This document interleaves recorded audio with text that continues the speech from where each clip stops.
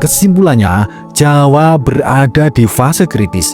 Jika Sumatera mengalami banjir bandang, Jawa berada pada posisi yang sama atau bahkan lebih rentan karena penduduknya jauh lebih padat. Assalamualaikum warahmatullahi wabarakatuh. Salam waras-waras wae.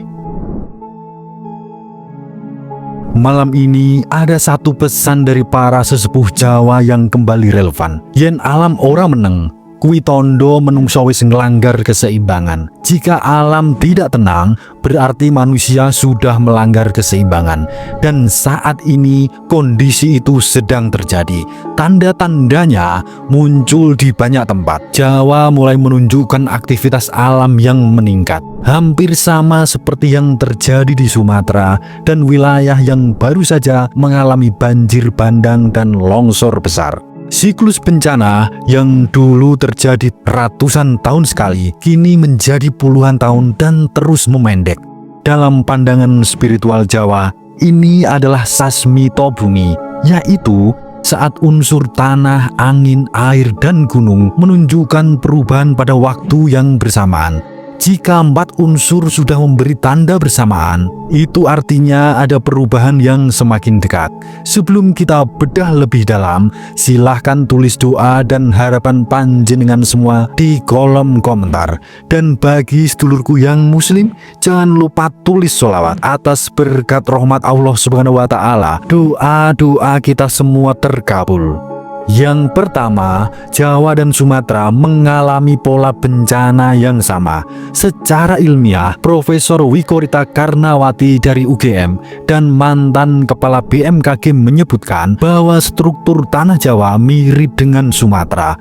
Keduanya memiliki ciri tanah vulkanik yang muda dan mudah rapuh saat jenuh air, pegunungan yang memanjang, aliran sungai yang cepat dari hulu ke hilir, lereng yang mudah longsor saat hujan ekstrim. Karena karakter alamnya sama, apa yang terjadi di Sumatera bisa terjadi di Jawa.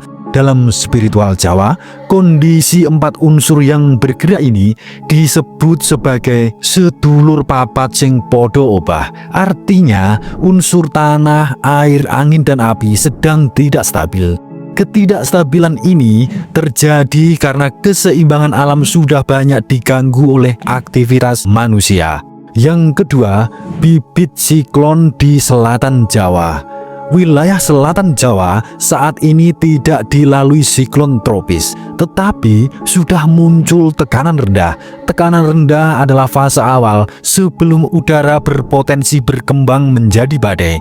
BMKG mencatat bibit siklon biasanya muncul antara November hingga April. Tetapi tahun ini polanya tidak seperti biasanya dan pergerakannya tidak teratur.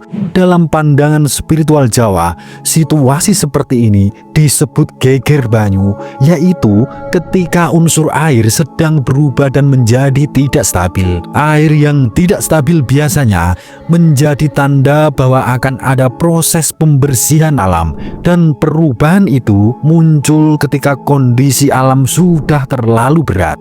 Yang ketiga, musim hujan yang tidak teratur. Biasanya puncak musim hujan terjadi pada Desember dan Januari atau Januari hingga Februari. Namun tahun ini wilayah barat Indonesia sudah mengalami puncak hujan sejak November. Sementara wilayah lainnya tidak menentu. Ini disebut anomali musim.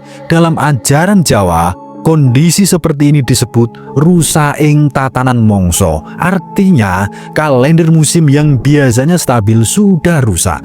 Kerusakan ini biasanya terjadi karena penebangan hutan, aliran sungai yang diubah, dan lingkungan yang tidak dijaga.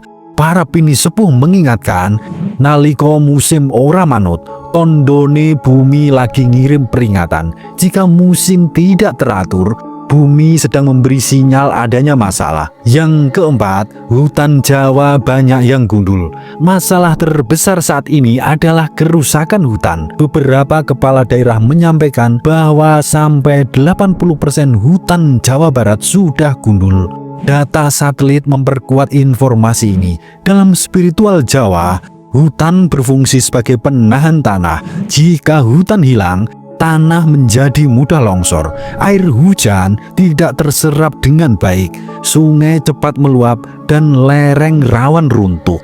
Data ilmiah juga menunjukkan bahwa banjir besar dulu terjadi ratusan tahun sekali, lalu menjadi 50 tahun sekali, lalu menjadi 20 tahun sekali, dan setelah hutan hilang, banjir bisa terjadi setiap tahun. Dalam tradisi Jawa, percepatan ini disebut lintang jauhar ke taman Prabowo bumi. Artinya, tanah sedang menanggung beban berat akibat aktivitas manusia sehingga reaksinya menjadi lebih cepat.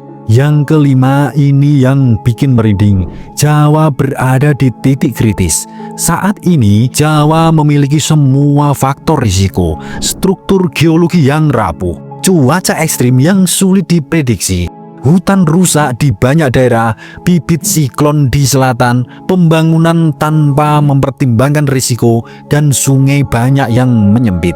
Kesimpulannya, Jawa berada di fase kritis. Jika Sumatera mengalami banjir bandang, Jawa berada pada posisi yang sama atau bahkan lebih rentan karena penduduknya jauh lebih padat. Para sesepuh mengingatkan bahwa tanah di Jawa selalu memberi respon terhadap perlakuan manusia. Ada ajaran kuno yang menyebut tanah Jawa iku duweni jiwa, yen diperes bakal balelo. Tanah Jawa akan memberi reaksi ketika dipaksa melampaui batas, dan reaksi itu mulai terlihat. Yang keenam, ini peringatan ilmuwan yang bikin merinding. BMKG, BNPB, dan para peneliti, akademisi, dan masyarakat adat sudah lama memperingatkan zona rawan bencana, bahaya pembangunan di lereng, risiko sungai yang semakin menyempit, pentingnya menjaga daerah resapan, dan pentingnya mitigasi. Tetapi banyak peringatan tidak dihiraukan karena pembangunan dilakukan tanpa melihat dampak bencana panjang. Dalam filosofi Jawa, sikap seperti ini disebut orang ngrungokke pamomong, tidak mendengarkan nasihat dan peringatan. Ketika peringatan tidak didengarkan, alam akan menunjukkan tanda yang lebih kuat. Yang ketujuh, sasmito bumi, tanda alam yang semakin jelas. Dalam spiritual Jawa, sasmito bumi adalah tanda-tanda alam sebelum terjadi perubahan besar. Tandanya antara lain hujan yang tidak teratur, angin yang berubah arah, gunung aktif secara bergantian, sungai keruh lebih sering, hewan turun dari hutan ke permukiman. Bencana kecil muncul berurutan, siklus bencana yang semakin cepat. Tanda-tanda ini sudah muncul di Jawa. Para sesepuh tidak mengajarkan takut, tetapi mengajarkan kewaspadaan. Ketika tanda alam muncul, manusia harus memperbaiki cara hidupnya dan kembali menghormati lingkungan. Ajaran leluhur menyebut, yen tondo wis metu, sing kudu digugah ilinge menungso. Jika tanda sudah muncul, yang harus dibangunkan adalah kesadaran manusia. Alam tidak bertindak tanpa alasan.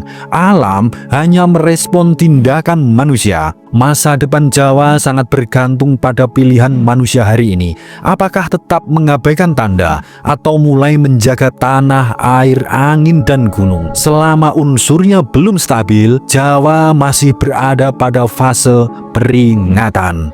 Suradira Jayaningrat lebur dening pangastuti. Wassalamualaikum warahmatullahi wabarakatuh.